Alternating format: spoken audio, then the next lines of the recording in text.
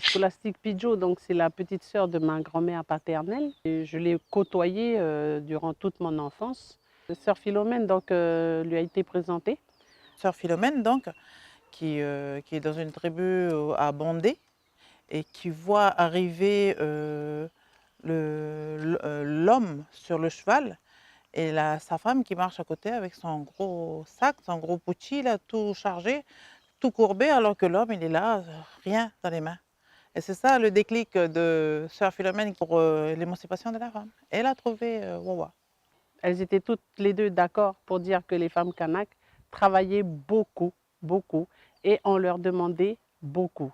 Elles me faisaient à moi personnellement donc passer le message de travailler pour l'intérêt général et d'être au service des autres. Féministe, je dirais qu'elle était plutôt quelqu'un qui savait parler. C'est surtout ça, c'était une personne qui savait parler. Voilà, elle savait trouver les mots qu'il fallait pour faire comprendre ses idées. Voilà. Parler aux femmes ou parler aux hommes, c'était quelqu'un qui savait parler, quoi. Mais je crois que c'était sa personnalité qui a déclenché le travail, quoi. Par contre, j'ai des souvenirs du moment où ça s'est mis en place, mais c'est surtout la réaction des hommes, de nos papas, vis-à-vis du mouvement créé par, à ce moment-là, Jean-Marie, c'était le prêtre, et la grand-mère. Et donc, les réactions elles étaient assez hostiles et marquées de la part de nos papas. Parce que c'était un mouvement c'était un mouvement qui se mettait en place pour lutter contre les fléaux comme l'alcool. Et donc, ça créait des remous. Là, à ce moment-là, c'était un mouvement où on a eu la réaction des hommes. Donc les hommes n'étaient pas très contents du mouvement que les femmes avaient engagé. Et moi, je me rappelle bien des choses où nos papas se mettaient ensemble et puis bon, ça critiquait, quoi. J'étais pas content de Jean-Marie à l'époque qui soutenait beaucoup les femmes. Il y a une madame scolastique. On l'appelle toujours Wawa, c'est notre machin respectif. C'est un machin indigène, on l'appelle Wawa. Wawa Kwachin, c'est un Kanak Kwachin. Elle appelle, alors je sais pas, on va faire quoi. Elle est venue me voir. Ici à Saint-Louis, on avait des activités déjà à Saint-Louis. Il y avait des femmes qui avaient des activités à la tribu. Elle faisait le catéchisme, puis elle s'occupait de l'école, de l'église. Je ne sais pas, on va faire comment? Je dis, ben, je ne sais pas. Oui, elle, la vieille scolastique, elle a plus de machin que nous, parce que nous, on reste là, on ne bouge pas. Surtout nous, alors moi, je ne bouge pas de chez moi. Moi, chez moi, puis c'est tout. Ben, on a entendu dire par des vieilles qu'il y a un mouvement qui va venir pour vers Souria village, ils vont venir nous voir ici. Et puis on nous a formés. On est arrivé là-bas de Conception, et puis Saint-Louis et tout ça. C'est scolastique, et puis Jean-Marie Chibao, et puis des sœurs, sœur Philomène et tout ça, les sœurs, et puis il y en a beaucoup. Il y en a d'autres qui aident là. On savait qu'elle, c'est la femme de Roc. Mais elle, la maman, elle, c'est d'ici à Lifou, tu vois, la maman Wawa et tout ça. Ça, la Wawa, quand il est arrivé, avec la délégation, puis nous, on dansait ensemble avec les autres, à la raconte. Ben, elle est venue pour Tiadououlou, chez le vieux Paul Watt. Et puis c'est là que j'ai commencé à m'intégrer dans le mouvement. C'est en 1971. On fait des réunions. Ici à Saint-Louis, on s'est réunis avec celles de les femmes de Saint-Louis, avec Titine, Rach. Oui, après, on a eu Jean-Marie Chimbao comme comme guide, comme machin. Non, il nous a plutôt appris à discuter premièrement, parce qu'on est tous des timides. On n'ose pas parler déjà. On parlait, quand on était ensemble comme ça, on parlait peu. Alors, bon, il nous a appris comment il fallait faire les réunions, discuter. Il fallait laisser sa timidité de côté, parce que là, on était très timide. Hein. Alors, quand il fallait parler devant un groupe comme ça, moi, j'étais toute rouge. J'avais tellement peur, parce qu'on n'a pas l'habitude de parler en groupe, comme ça, en public, comme ça. Même en tribune, les femmes n'en parlaient pas. On a commencé un petit peu avant, mais il a toujours été avec nous, si jamais. À Païta, c'est là que ça s'est décidé, le souriant village mélanésien, Païta, avec Saint-Louis, Conception et Païta. On n'a jamais compté, mais si on était quand même un bon nom, quoi. Je sais pas, on n'a jamais pensé à compter combien on était. Non, mais c'était bien quand même. Une dizaine, au moins plus peut-être. Ben chacun se débrouillait, enfin. Chacun payait son corps pour aller aux réunions, tout ça. Donc là, on remonte, la première assemblée générale constitutive s'est tenue le 4 octobre 1971 à la tribu de Caricouillé. Après les autres, on s'est réunis et puis on a formé un groupe de femmes pour le président, le vice-président, puis la secrétaire et tout ça. Ben, nous avons choisi comme ça, regarder ceux qui sont libres, tu vois. Puis on est allé à former là-bas à Natal, former le groupe. Puis il y a aussi des groupes aux autres aussi. Puis la maman, Kéké, Paulette et tout ça, là-bas à Natal, la belle-sœur à moi, faisait des trucs comme ça, des des nattes, des vanneries et tout ça, des petits contrats et tout ça pour avoir des sous, tu vois. Pour la caisse. Donc la présidente fondatrice, Madame Scolastique Tonia Pidjo, épouse Pidjo, elle a donc utilisé tous ces liens de famille qu'elle avait sur l'ensemble de la Grande Terre. Mais ces liens aussi ont été tissés au travers des missions catholiques aussi, puisque donc le mouvement donc, était très proche et avec la personnalité de Jean-Marie Tjibaou aussi, on a utilisé donc, les missions pour installer les groupes. Mais les fondements du mouvement, c'est chrétien, c'est aider son prochain. Donc on n'est pas obligé d'être chrétien, certes, mais si on adhère aux valeurs chrétiennes, forcément, donc il n'y a aucun souci là-dessus. Je m'appelle Niamé Germaine Nekouka, j'ai 74 ans. C'est Scolastique Pidjo qui est venu accompagner de son mari, le député Hors Pidjo. Il s'était venu pour une assemblée générale de lycée. Il y avait les chants de lycée, fini la réunion. Il nous a appelés, les femmes en réunion, pour nous parler de souriant village mélanésien. C'était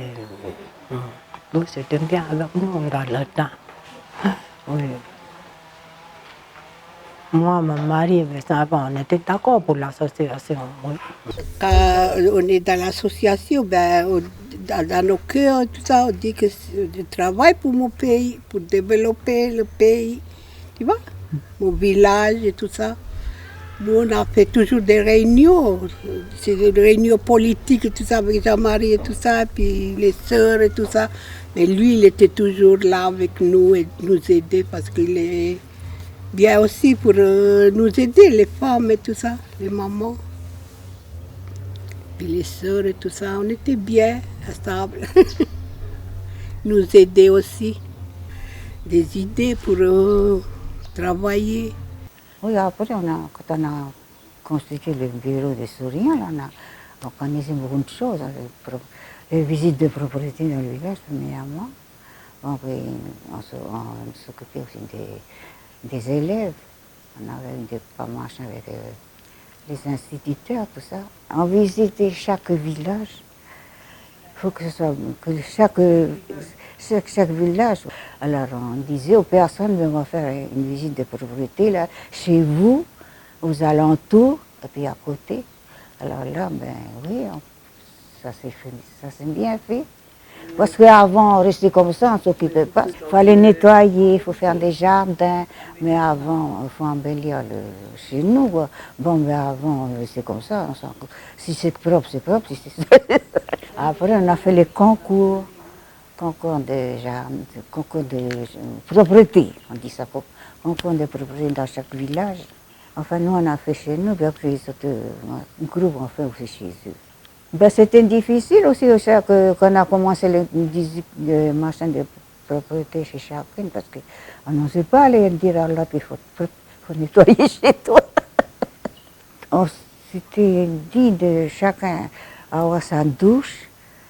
C'est comme avoir le cabinet parce qu'avant il n'y avait pas de cabinet, on allait partout dans la place. Alors tout ça, ça a été fait depuis qu'on a marché. Ben, je vois l'évolution, que ça change, mais c'est grâce au mouvement. Là, moi, je vois aussi ici à Dououlou.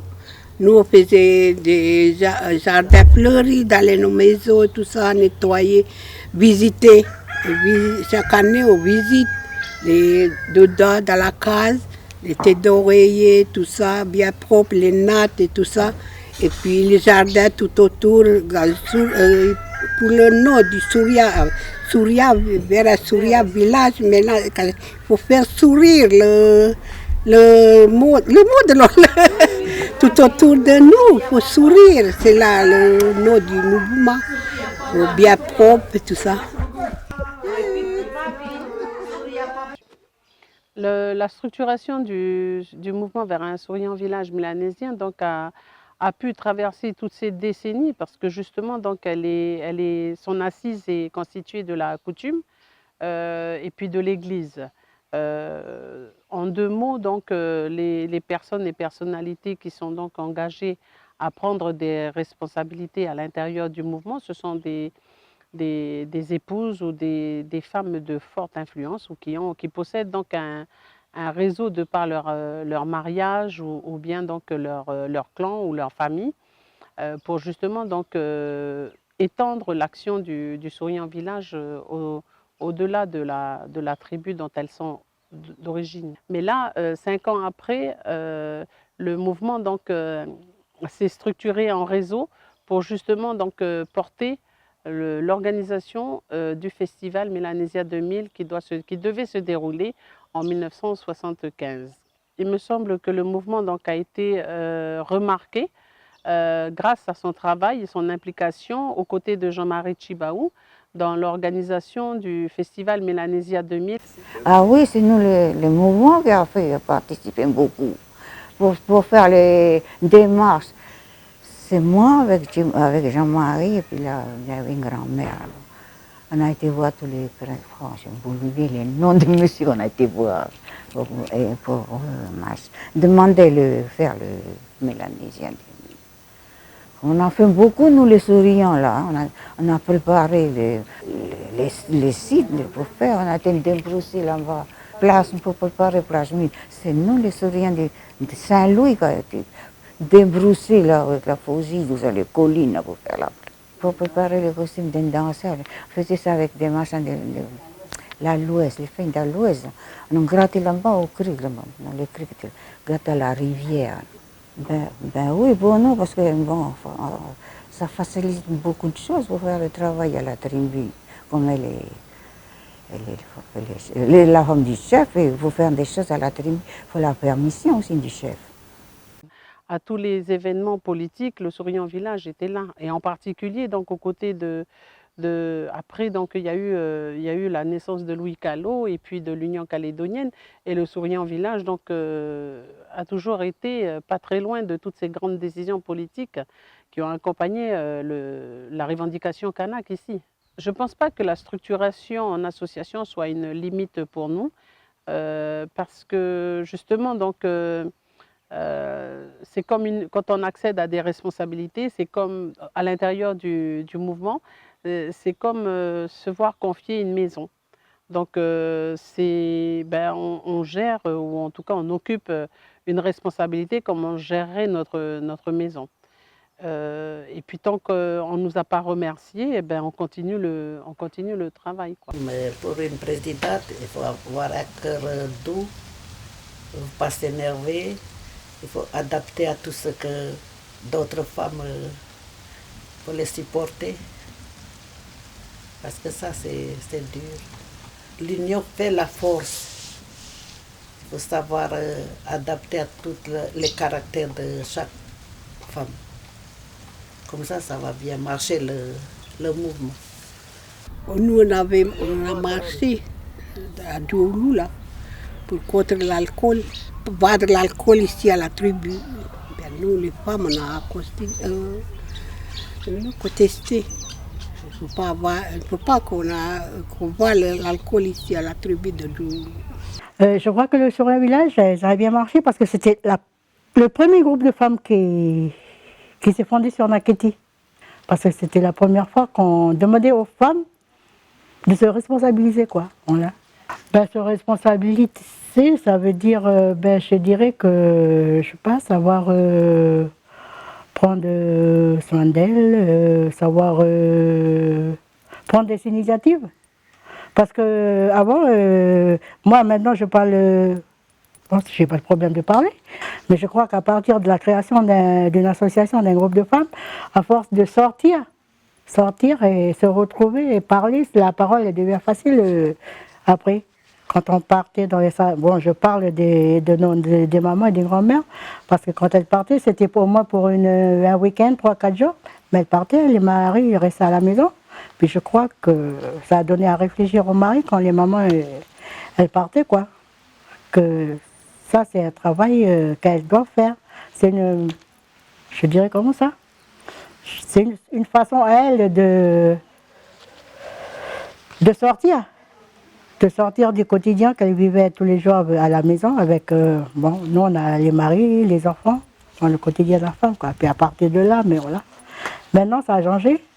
Et avant, c'était un groupe, et à partir de quand on a mis en place les provinces, on s'est mis en association type loi 1901, on a monté un projet, et voilà, la cantine, on a été ce matin, nous maintenant, les femmes qui sont dans l'association, on a la gestion de la cantine scolaire de l'école de Nakiti.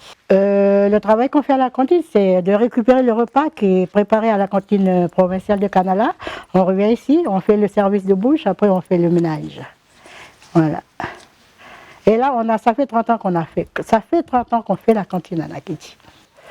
Je faisais partie du bureau, mais je n'ai jamais été présidente de mon association. Moi, j'étais plutôt dans oui, secrétaire plutôt, oui. À un moment, on avait fédéré avec les autres associations de la commune de Canala, la fédération communale.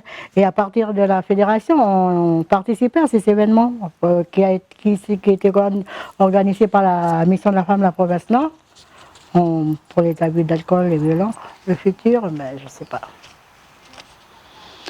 Voilà, maintenant on est sur notre groupe sur Nakiti, on est au moins 12-14 femmes qui sont sur le groupe sur Nakiti maintenant, mais on n'a plus de jeunes qui viennent s'investir dans le groupe, quoi, comme dans tous les autres groupes, quoi. Tu vois, les jeunes, ils sont plus, c'est plus leur truc, quoi.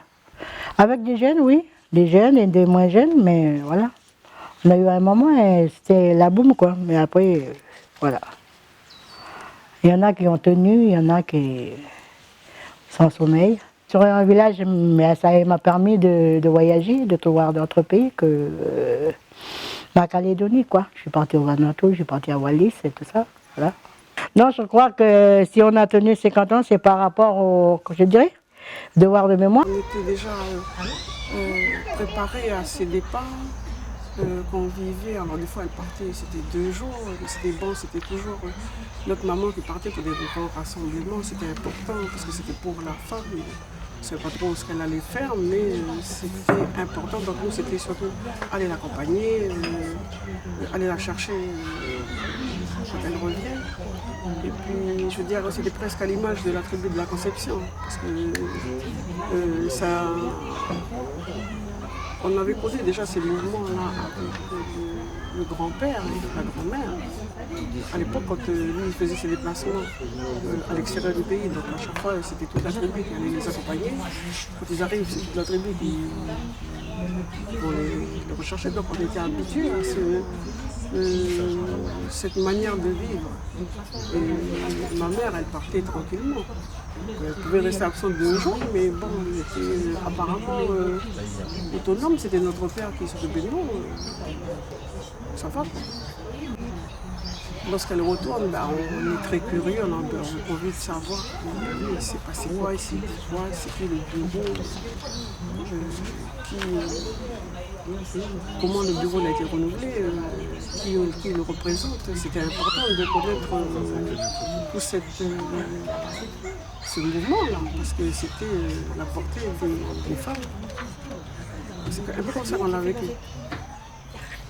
Les hommes buvaient beaucoup, buvaient bêtement. On avait manifesté contre l'abus de l'alcool en 1989. C'est après la messe, c'est pas au moment de la messe, c'est après. Et on a manifesté aussi qu'il ne faut pas avoir de l'alcool ici. Pas d'alcool dans les tribus, jusqu'à maintenant. Parce qu'elle nous montre comment il faut trier déjà. Maintenant on parle du tri, mais je veux dire, moi j'ai appris avec ma mère.